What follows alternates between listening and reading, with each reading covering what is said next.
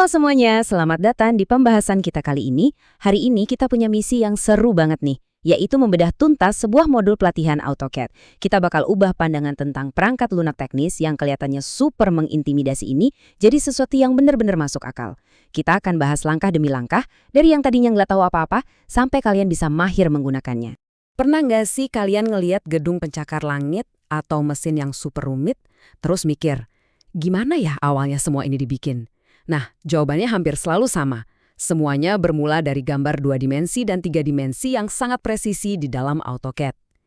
Ini bukan sekedar aplikasi buat corak-corak loh. Ini adalah fondasi mutlak buat para profesional di bidang konstruksi, kelistrikan, dan manufaktur modern. Disinilah imajinasi liar kalian ketemu sama akurasi matematis yang super presisi. Oke, biar belajarnya nggak nyasar, kita udah siapin peta jalannya nih.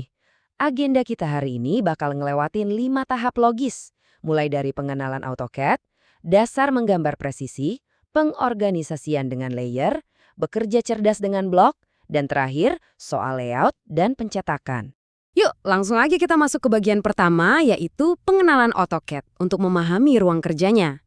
Karena jujur aja, sebelum kita mulai menggambar, kita harus ngerasa nyaman dulu sama dapur kita sendiri kan? Mari kita bedah tampilan utamanya. Di bagian atas itu ada ribbon, ini ibarat menu utama kalian. Terus, area kosong yang luas banget di tengah itu namanya drawing area. Ini kanvas digitalnya. Di pinggiran biasanya ada navigation tools buat ngezoom atau geser-geser layar. Tapi nih, perhatiin baik-baik bagian command line di bawah. Ini bukan kotak teks biasa loh. Nantinya kalian bakal sadar kalau ngetik perintah langsung di command line pakai keyboard itu adalah rahasia sejati buat kerja secepat kilat. Lanjut ke bagian kedua. Dasar menggambar presisi. Di sini kita bakal ngebahas soal alat dan koordinat. Tapi tenang, ini bukan hafalan yang ngebosenin kok. Anggap aja perintah-perintah ini sebagai kekuatan super kalian. Nah, ini dia bukti dari kerja secepat kilat yang saya maksud tadi. Daripada buang waktu geser-geser mouse nyari icon kecil di layar, mending jadiin perintah dasar ini sebagai contekan rahasia kalian. Tinggal ketik L buat bikin garis, C buat lingkaran, atau TR buat motong garis. Menguasai shortcut keyboard ini benar-benar bakal naikin produktivitas kalian secara instan. Dan ini yang bikin beda antara pemula sama seorang pro sejati. Kalau cuma bikin bentuk sih gampang ya, tapi naruh di posisi yang pas, itu baru tantangan. AutoCAD pakai 3 sistem koordinat. Ada absolute yang patokannya dari titik 0 pasti, kayak GPS gitu. Terus ada relatif yang geraknya dari titik terakhir kalian berada, ibaratnya maju 10 langkah, belok kanan 5 langkah. Dan yang ketiga ada polar yang pakai sudut, cocok banget buat bikin garis miring. Ingat, presisi itu segalanya di sini, jadi paham cara main koordinat ini penting banget. Terus, gimana biar presisinya gampang? AutoCAD punya fitur ajaib namanya OSENAP. Cukup tekan tombol F3 dan AutoCAD bakal otomatis narik kursor kalian kayak magnet, nempel sempurna ke ujung garis atau pas di tengah lingkaran. Fitur ini benar-benar ngejamin semua garis kalian nyambung dengan rapi dan anti meleset. Coba kita gabungin semua jurus tadi ya. Langkah pertama, kita ketik rec buat bikin kotak 100 kali 100. Langkah kedua, nyalain OSNA tadi.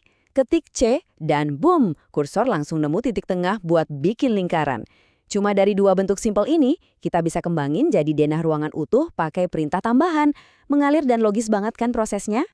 Tapi tunggu dulu, saat gambar kalian makin kompleks dan garisnya udah ribuan, pasti pusing liatnya. Makanya kita masuk ke bagian ketiga, pengorganisasian dengan layer. Waktunya menjinakkan kekacauan visual tersebut. Bayangin layar ini kayak lembaran-lembaran kertas kalkir transparan yang ditumpuk presisi. Satu lembar khusus buat gambar struktur dinding, lembar lain khusus buat jalur kabel, dan satu lagi buat ukuran. Kerennya, kalau kalian lagi muut lihat jalur kabel, ya tinggal limatin aja layarnya sebentar biar fokus ke strukturnya aja. Ini yang bikin gambar super rumit tepat rapi dan gampang dibaca. Tentu aja di atas layar-layar tadi, kita butuh ngasih ukuran dan keterangan yang jelas. Kita bisa pakai perintah dim buat ngasih ukuran presisi secara otomatis atau perintah T buat nambahin teks. Karena pada akhirnya, sekeren apapun desainnya, gambar kalian harus bisa dimengerti sama pekerja di lapangan tanpa ada salah paham sedikit pun. Sekarang kita bahas efisiensi di bagian keempat, bekerja cerdas dengan blok. Kita bakal manfaatin aset yang bisa dipakai ulang. Aturan masnya simpel, jangan pernah bikin objek rumit yang persis sama 2 kali. Inilah kekuatan super dari blok. Misal, kalian udah capek-capek ngegambar satu kursi kantor yang detail banget, nah simpen aja bentuk itu jadi blok. Anggap aja ini kayak punya stempel karet pribadi. Daripada gambar ulang, kalian tinggal cap kursi itu berulang kali ke dalam ruangan rapat di denah kalian cuma dalam hitungan detik. Asli, ini hemat waktu banget apalagi buat urusan simbol kelistrikan atau logo. Selain itu, kita sering perlu ngebedain material nih. Misal, mana dinding bata dan mana lantai keramik. Disinilah kita pakai perintah hatch. Fitur ini ngasih tekstur atau arsiran di area tertutup. Sentuhan yang kelihatannya sepele ini secara instan bikin draft gambar kalian jadi jauh lebih hidup dan jelas secara visual. Nggak kerasa kita sampai di bagian kelima, layout, pencetakan, dan lebih lanjut. Karena gambar sebagus apapun nggak ada gunanya kalau cuma ngendon di dalam komputer kan. Kita harus bawa desain ini ke dunia nyata. Perbedaan yang wajib kalian ingat di sini adalah model space versus layout. Waktu lagi asyik mendesain, kita kerja di model space, pakai ukuran asli alias skala 1:1. Kanvasnya tuh nggak terbatas. Tapi, pas mau dicetak, kita pindah ke layout. Disinilah kalian ngatur kertas digitalnya, nyesuaiin skalanya, misal 1:100, biar gambarnya proporsional dan rapi pas di print. Dan tahu nggak, apa yang kita pelajarin ini baru kulit luarnya aja. AutoCAD masih punya segudang potensi luar biasa buat dipelajari nanti. Ada Xref buat kolaborasi kerja bareng tim, Dynamic Block yang ukurannya bisa fleksibel, sampai bikin model 3D secara langsung. Kalau dasar kalian udah kuat hari ini, pintu buat nguasain fitur-fitur naga ini bakal terbuka lebar. Sedikit tips mahir nih, biar kalian kerja kayak profesional beneran. Biasain tangan kiri selalu standby di atas keyboard buat neken shortcut, sementara tangan kanan pegang mouse. Terus, pantang mundur buat gambar pakai skala 1:1. Dan satu hal yang paling krusial, AutoCAD itu butuh jam terbang. Kalian harus rutin dan konsisten latihannya. Biar belajarnya nggak berasa berat, modul ini udah nyiapin cetak biru latihan 5 hari yang masuk akal banget. Hari pertama fokus aja ngenalin antar muka. Hari kedua, hajar urusan presisi dan koordinat. Hari ketiga, mulai rapihin pakai layer. Hari keempat, bikin cepet kerjaan pakai blok, dan ditutup di hari kelima dengan layout buat cetak gambar. Terstruktur dan gampang diikutin kan? Nah, kita udah bedah semuanya hari ini, dari narik garis lurus kotak simple sampai ngatur skala buat di print.